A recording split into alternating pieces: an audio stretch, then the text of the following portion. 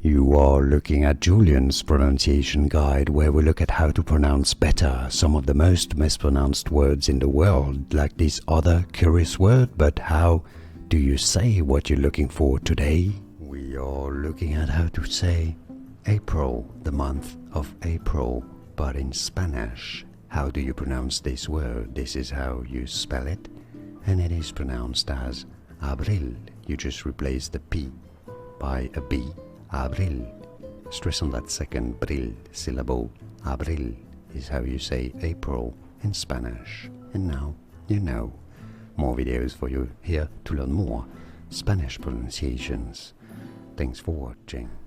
Here are more videos on how to pronounce more confusing words and names too many mispronounced. Like this video if you found it useful. I appreciate your support. I'll see you soon and thanks for watching.